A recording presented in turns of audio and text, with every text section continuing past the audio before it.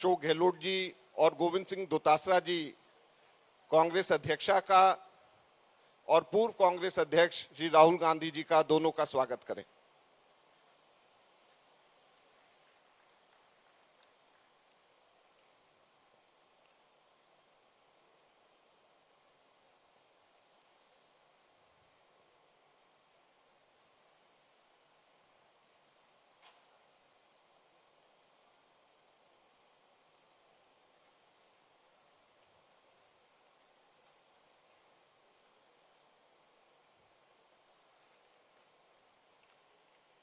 अब मैं अनुरोध करता हूं हमारे प्रदेश कांग्रेस कमेटी अध्यक्ष श्री गोविंद सिंह दोतासरा जी को कि यहां पर आएं और सब लोगों का स्वागत करें।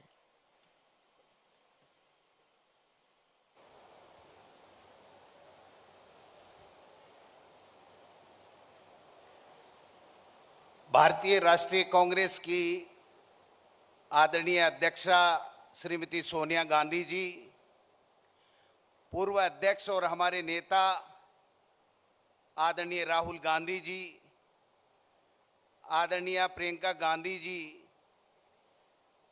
केसी वेणुगोपाल साहब, अजय माकन जी, माननीय मुख्यमंत्री अशोक गहलोत जी, आदरणीय खड़गे साहब, आदरणीय अधीर रंजन चौधरी जी, भारतीय राष्ट्रीय कांग्रेस के तमाम वरिष्ठ आदरणीय नेतागण, सबसे पहले मैं प्रदेश कांग्रेस कमेटी की ओर से, प्रदेश के जन जन की ओर से, प्रदेश के कांग्रेस के कार्यकर्ताओं की ओर से हमारी अध्यक्षा आदरणीय सोनिया गांधी जी का, हमारे नेता राहुल गांधी जी का और आप सबका हार्दिक स्वागत करता हूं, अभिनंदन करता हूं। हमारा सौभाग्य है कि सोनिया गांधी जी और राहुल गांधी जी ने पहले मोदी सरकार के खिलाफ महंगाई हटाओ की जो रैली, राष्ट्रीय रैली थी, उसकी मेजबानी का मौका दिया। आज हमारे लिए ऐतिहासिक दिन है। हम सबका सौभाग्य है कि राजस्थान में भारतीय राष्ट्रीय कांग्रेस का ये नव संकल्प शिविर आयोजन करने की अनुमति देकर के हमें अनुग्रहित किया है। मैं इनके लिए आदरणीय सोनिया गांधी जी का, राहुल गांधी जी का और तमाम कांग्रेस आला कमान का हार्दिक स्वागत करता हूं, धन्यवाद देना चाहता हूं। ये जो मेवाड़ की धरती है, ये संघर्ष, त्याग, तपस्या और बलिदान की धरती है। इसके ऊपर उदयपुर में झीलों की नगरी में आप सब पधारे, ये हमारा सौभाग्य है। कांग्रेस का इतिहास भी त्याग, तपस्या, संघर्ष और बलिदान का रहा है, मैं समझता हूं। इसलिए ये और ज्यादा प्रासंगिक हो जाता है कि यहाँ के नव संकल्प शिविर से हम जो संकल्प कांग्रेस के नेता और कार्यकर्ता लेकर के जाएंगे, मैं समझता हूं एक नई ऊर्जा का संचार होगा और हम वो संघर्ष उन ताकतों के खिलाफ निडरता के साथ में, जिन ताकतों ने आज देश में सामाजिक समरसता और धर्मनिरपेक्षता का गला घोंट रखा है, हमारे नेता राहुल गांधी जी जिस निडरता के साथ में, जिस बेबाकी के साथ में जो उनका संघर्ष है, हम सब कांग्रेस के लोगों के लिए प्रेरणास्पद है। आदरणीय सोनिया गांधी जी की त्याग की जो प्रेरणा है हम सब के कांग्रेस के लोगों में, इससे बढ़िया कोई उदाहरण इस देश में नहीं मिल सकता जो सोनिया गांधी जी के त्याग का उदाहरण हमारे कांग्रेस के लोगों के लिए है। मैं ज्यादा लंबी चौड़ी बात नहीं करूंगा। जो संघर्ष राहुल गांधी जी जिस निडरता के साथ में कर रहे हैं, हमारे लिए गर्व की बात है और गर्व से हमारे कांग्रेस के लोगों का सीना चौड़ा होता है। आज हमें संकल्प लेना है कि ऐसी ताकतें इस देश में सत्ता पे काबिज हो गई जो छद्म राष्ट्रवाद, संकीर्ण राष्ट्रवाद के आधार के ऊपर जो कांग्रेस का डीएनए था, सामाजिक समरसता और धर्मनिरपेक्षता, उसका गला घोंटने जा रही हैं। इस छद्म राष्ट्रवाद के आधार के ऊपर वो सामाजिक समरसता का जो ताना बाना कांग्रेस ने सैकड़ों सालों से बुन के रखा है, उस भाईचारे को समाप्त करने के ऊपर तुले हुए हैं। मैं कहना चाहता हूं कि राहुल गांधी जी जिस प्रकार से मोदी जी और मोदी जी की सरकार को घेरने का काम करते हैं, जब राहुल गांधी जी बोलते हैं तो कांग्रेस के तमाम कार्यकर्ताओं नेताओं को खून खौल उठता है कि हां, ये हमारा नेता है, जिस बेबाकी के साथ में, जिस निडरता के साथ में कहता है। मैं समझता हूं ये जो लोकतंत्र की हत्या करने के लिए जो धर्म के आधार के ऊपर बांटने वाला तेजाब हमारे राष्ट्र की बुनियाद के अंदर जो डाल रहे हैं, उनसे सावधान रहने की जरूरत है। एक नया संकल्प लेने की आवश्यकता है। मैं राहुल गांधी जी इतना ही कह सकता हूं, कांग्रेस पार्टी राजस्थान में सोनिया गांधी जी और आपके नेतृत्व में एकजुट है। 2023 में आपके आशीर्वाद से कांग्रेस की सरकार बनी।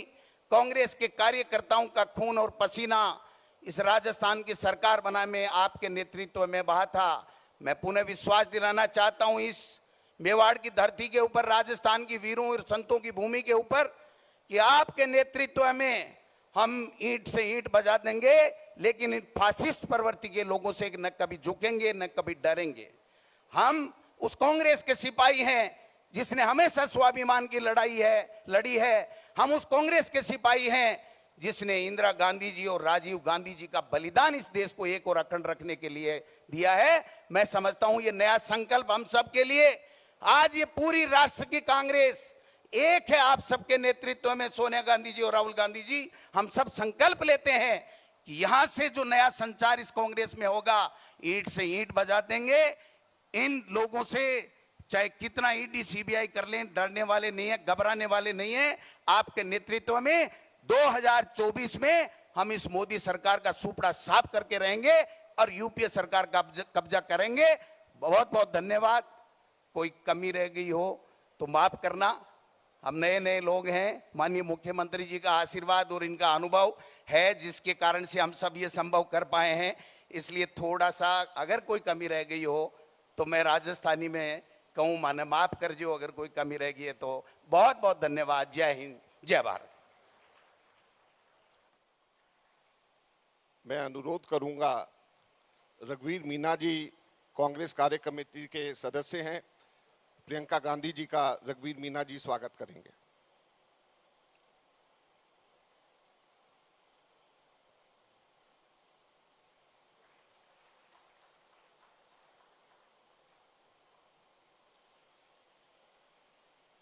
मैं अनुरोध करूंगा श्री अशोक गहलोत जी को कि आएं और हम सब लोगों को संबोधित करें।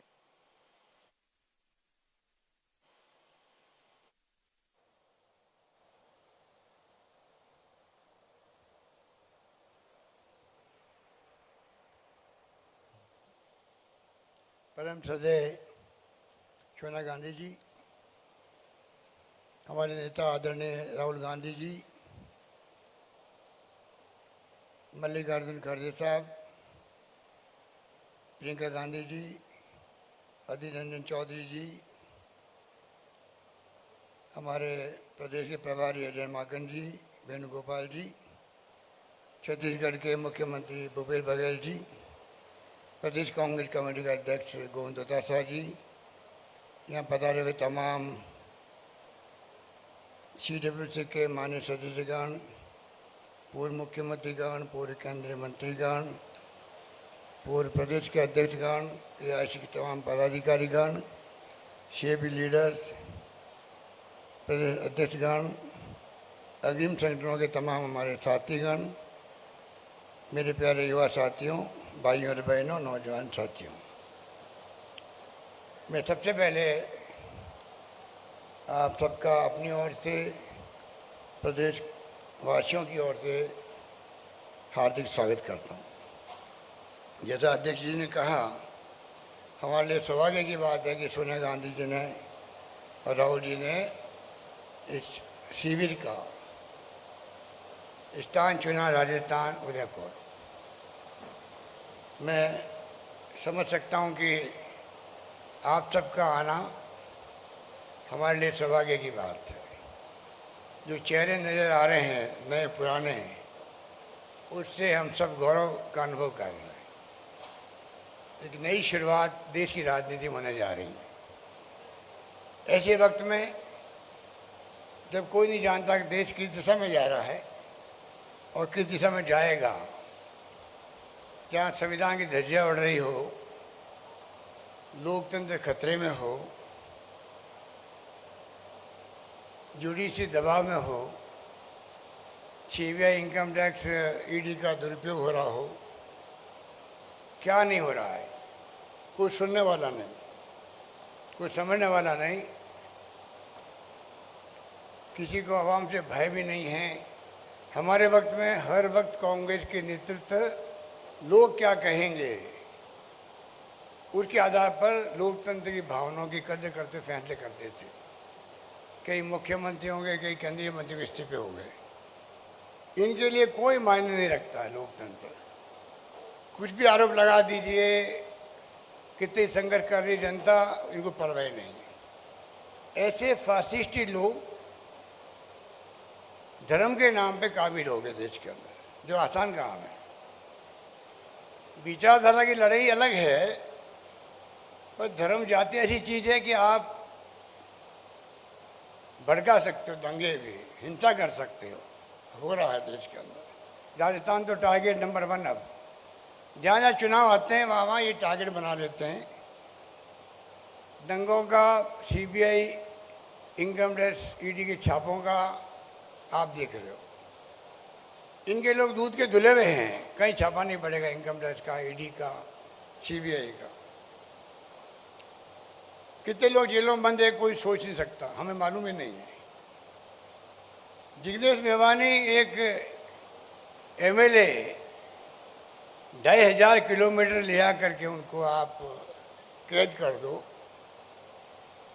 बेल हो तो वापस उसके ऊपर आरोप लगा के वापस जेल भेज दो। ये अपना में उदाहरण है एक।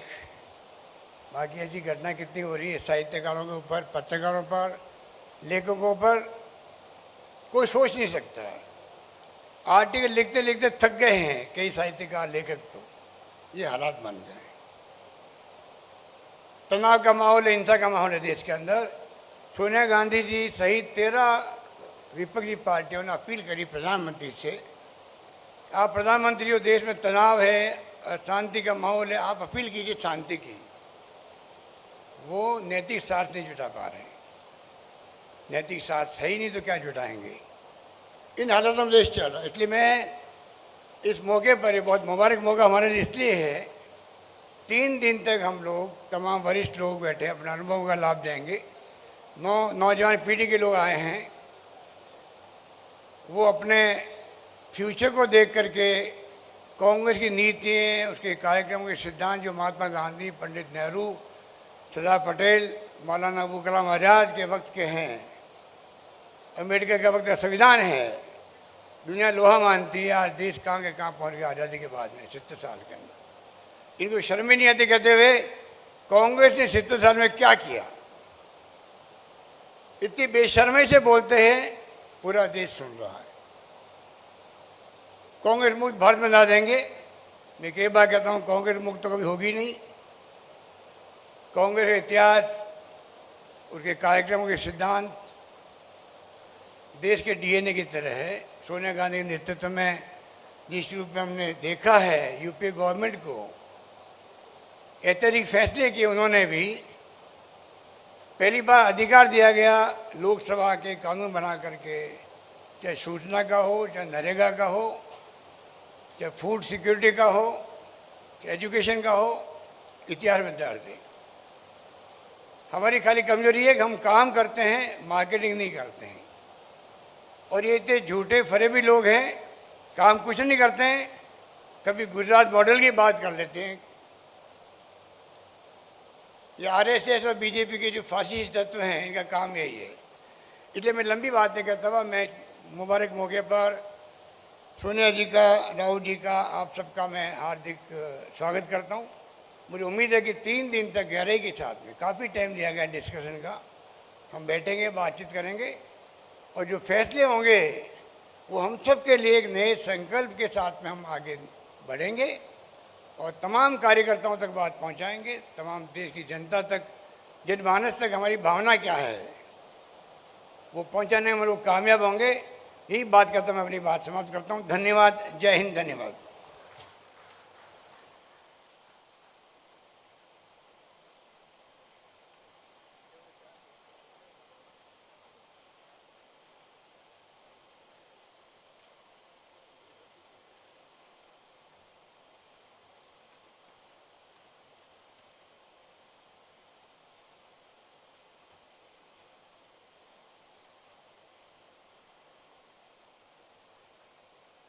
साथियों, इससे पहले कि मैं कांग्रेस अध्यक्षा को यहां पर आमंत्रित करूं, 3-4 छोटी छोटी हाउसकीपिंग अनाउंसमेंट्स यहां पे करना है। एक तो जैसे मैंने शुरू में कहा कि 3 बजे, और आप लोगों को जो कार्यक्रम भी बांटा गया है, 3 बजे यहां से हम लोगों के सब्जेक्ट स्पेसिफिक मीटिंग शुरू हो जाएंगी। और आप सभी साथियों से अनुरोध है कि आप लोगों के जो जो सब्जेक्ट्स जिस को अलॉट करे गए हैं, वही सब्जेक्ट्स की आप लोगों को उसी मीटिंग हॉल के अंदर जाना है। और साथ साथ में मोबाइल फोन को बाहर रखने के लिए व्यवस्था करी गई है, तो मीटिंग से पहले कृपया मोबाइल फोन्स अपने आप लोग सब लोग बाहर रखें। मोबाइल फोन्स आप सबके सब लोग बाहर रखें। और रात का डिनर 8 बजे अरावली लॉन्च के अंदर होगा, और आप लोग समय के ऊपर अपना कार्यक्रम खत्म करके अरावली लॉन्च में डिनर 8 बजे, और एक बहुत अच्छा शानदार कल्चरल प्रोग्राम भी राजस्थान के तरफ से रखा गया है। और आखिरी बात यह है कि कोई भी डेलीगेट के अलावा यहां पर इस परिसर के अंदर कोई व्यक्ति ना रहे। स्टाफ भी या और जो दूसरे साथी यहां पर हैं, उन सब लोगों से अनुरोध है कि सब लोगों के लिए और व्यवस्था इस कॉम्प्लेक्स के बाहर रखी गई है, वहां पर जाकर के आप सबके सब लोग वहां पर बैठ सकते हैं। So I would like to repeat all the 5 points in English now. First of all, soon after this meeting is over, from 3 p.m. onwards, group discussions will start, and all of you are requested to go to your respective group meetings only. Everyone has been allocated a specific group. Please stick to your own group which you represent. Another important thing is, we request you to keep your mobile phones outside the meeting rooms. Lockers have been provided with lock and key facility, and you can keep your mobile phones inside the lockers and lock it. Dinner would be at 8 p.m. at Aravali Lawns, and before the dinner a small cultural program is being presented over there, so we request you to be present on time at 8 p.m. for the cultural program and the dinner. And the last request is, only delegates are requested to stay in this complex. Non-delegates, including the staff, is requested to kindly go out. There's enough arrangement in this hotel complex only, so you can sit there and relax. This entire place is only for the delegates. तो मैं अब अनुरोध करना चाहूँगा हमारे कांग्रेस की अध्यक्षा को कि वो आए, हमें संबोधित करें और इस ऐतिहासिक नव संकल्प शिविर में हम लोगों को मार्गदर्शन दें।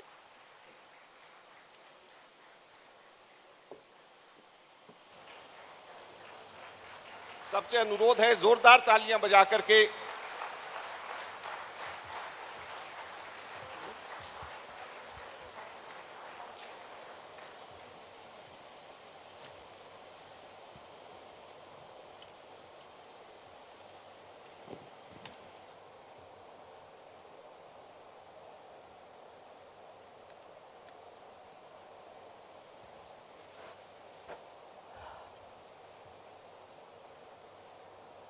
members of the CWC, Ashok Gehlot ji, Govind Singh Dotasara ji,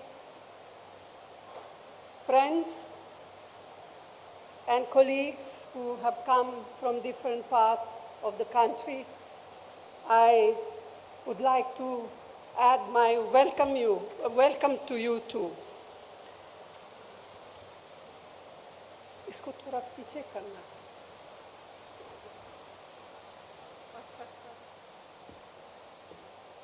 Our Chintan Shivir in this historic city with such a glorious heritage has as its theme Sankalp. It gives us an opportunity to discuss amongst ourselves the numerous challenges that the country is facing as a result of the policies of the BJP and of the RSS and its affiliates. It is also an occasion to deliberate on the many tasks ahead of us.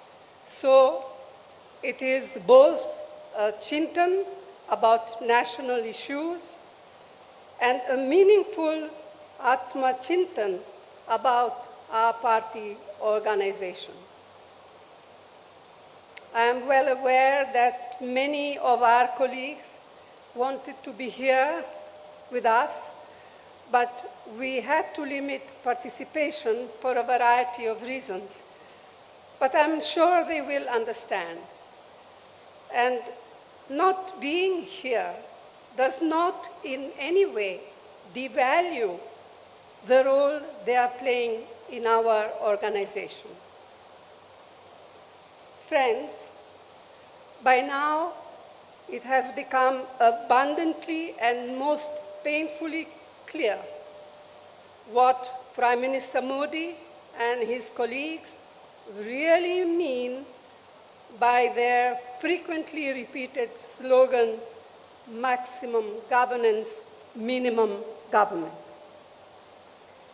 It means keeping the country in a state of permanent polarization, compelling people to live in a constant state of fear and insecurity. It means viciously targeting, victimizing, and often brutalizing minorities who are an integral part of our society and are equal citizens of our republic. It means using our society's age-old pluralities to divide us and subverting the carefully nurtured idea of unity in diversity. It means threatening and intimidating political opponents, maligning their reputation, jailing them on flimsy pretext, misusing investigative agencies against them. It means eroding the independence and professionalism of all institutions of democracy. It means the wholesale reinvention of history, the constant denigration of our leaders, especially Jawaharlal Nehru, and the systematic moves to distort, deny, and destroy their contributions, their achievements, and their sacrifices. It means glorifying the killers of Mahatma Gandhi and their ideologues. It means the blatant undermining of the principles and provisions of our nation's constitution, of its pillars of justice, liberty, equality, fraternity, and secularism. It means turning a blind eye to continued atrocities across the country on weaker sections, especially Dalits, Adivasis, and women. It means using fear to make the bureaucracy, to make corporate India, to make civil society, and sections of the media fall in line. It means more empty slogans, diversionary tactics, and utter silence on the part of an ever so eloquent Prime Minister when the healing touch is most needed. It is not just the undermining of our long-cherished values embodied in the Constitution that are now at grave risk. The fires of hatred and discord that are being ignited have taken a heavy toll on on their lives. This is having serious social consequences, much more serious than we can even imagine. The vast majority of Indians want to live in an atmosphere of peace, of amity and harmony. The BJP, its cohorts and surrogates, want to keep people in a state of perpetual frenzy and conflict. They constantly provoke, instigate, and inflame. We have to combat this growing virus of divisiveness that is being maliciously and mischievously spread. This we must do at all costs.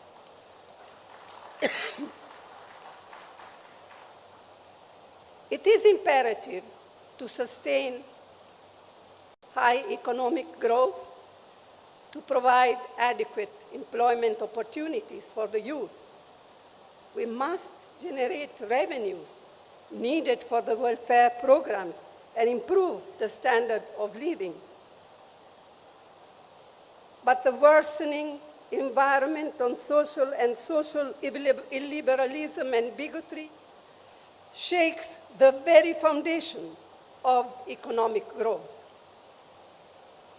Starting with the disastrous demonetization on November 2016, the economy has been at a steep downslide. A large majority of MSMEs have been crippled. Unemployment has risen alarmingly, and for the first time, it appears that vast numbers of people have simply given up hope of finding jobs. Whatever support the central government has been able to provide in the past 2 years to people has been on account of most of the UPA programs, and to name just two of them, the Mahatma Gandhi Narega, the employment scheme, and the national food security.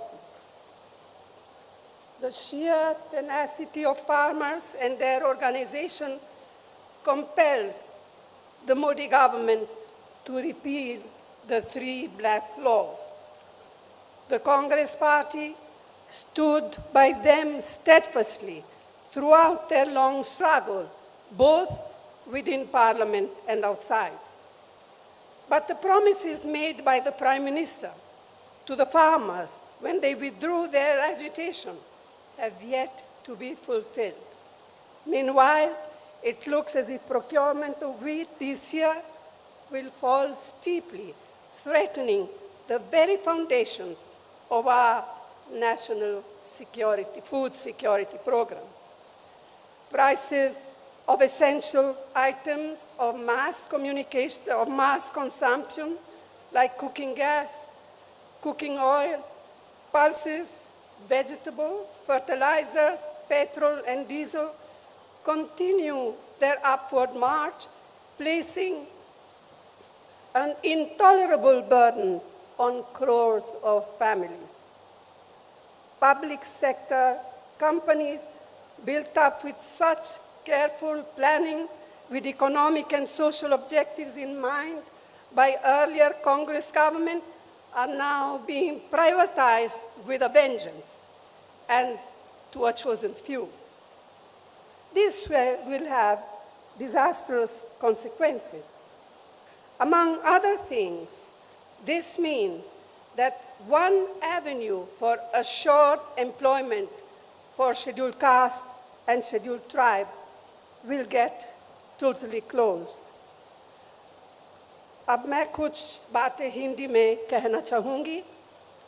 तो साथियों, हमारे इस महान और सशक्त संगठन से समय समय पर अपने लचीलेपन को दर्शाने की उम्मीद की जाती रही है और हर बार हमारे संगठन ने असरदार तरीके से अपनी प्रतिक्रिया दर्शाई है। एक बार फिर हमसे यह उम्मीद की जा रही है कि हम अपना साहस, हौसला और समर्पण की भावना का परिचय दें। लेकिन आज जो हमारे संगठन के सामने परिस्थितियां उत्पन्न हुई है, वे अभूतपूर्व है। असाधारण परिस्थितियों का मुकाबला असाधारण तरीके से ही किया जा सकता है, इस बात के प्रति मैं पूरी सचेत हूँ। हर संगठन को न केवल जीवित रहने के लिए बल्कि बढ़ने के लिए भी समय समय पर अपने अंदर परिवर्तन लाने होते हैं। हमें सुधारों की सख्त ज़रूरत है। रणनीति में बदलाव, ढांचागत सुधार और रोज़ाना काम करने के तरीके में परिवर्तन। एक तरह से यह सबसे बुनियादी मुद्दा है। लेकिन मैं ये भी जोर देकर कहना चाहती हूँ कि हमारा पुनरुत्थान सिर्फ विशाल सामूहिक प्रयासों से ही हो पाएगा और वो विशाल सामूहिक प्रयास ना टाले जा सकते हैं, न ही टाले जाएंगे। यह शिविर इस लंबे सफर में एक प्रभावशाली कदम है।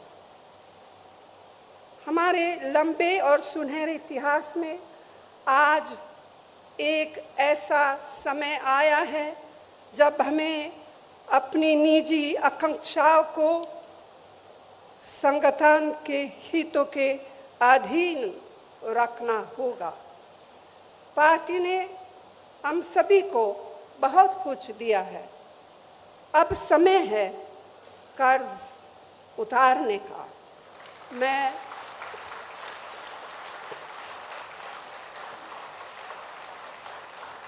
समझती हूँ इससे आवश्यक और कुछ नहीं। तो साथियों, मैं आप सबसे आग्रह करती हूँ कि अपने विचार खोलकर रखें,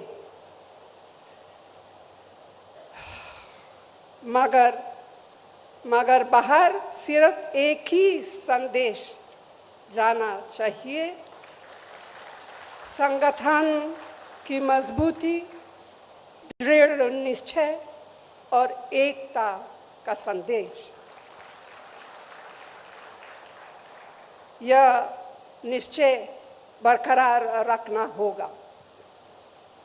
हाल में मिली नाकामयाबियों से हम बेखबर नहीं हैं, ना ही हम बेखबर है उस संघर्ष से या उस संघर्ष की कठिनाइयों से जिसे हमें करना है और जीतना है।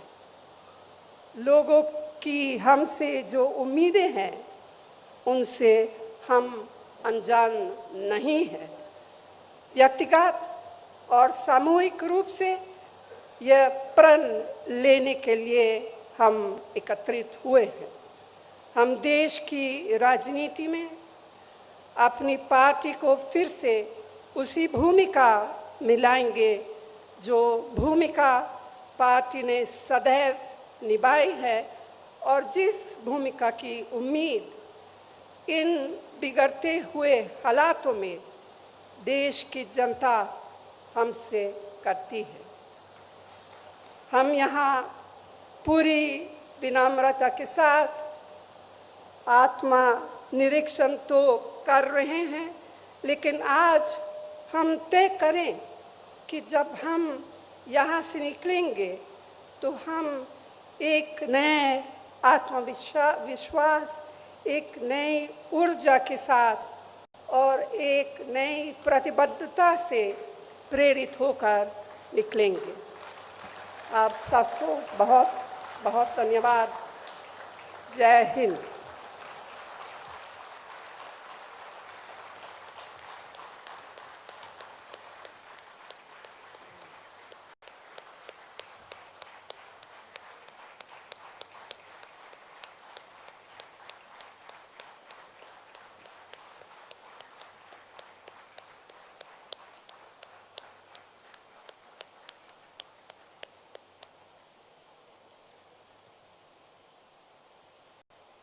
कांग्रेस अध्यक्षा के इस प्रेरणादायक उद्बोधन और मार्गदर्शन के लिए हम सब लोग इनका धन्यवाद करते हैं और हम लोगों को पूरी आशा है कि इस नव संकल्प शिविर से ही हम लोगों का आगे का रास्ता शुरू होगा।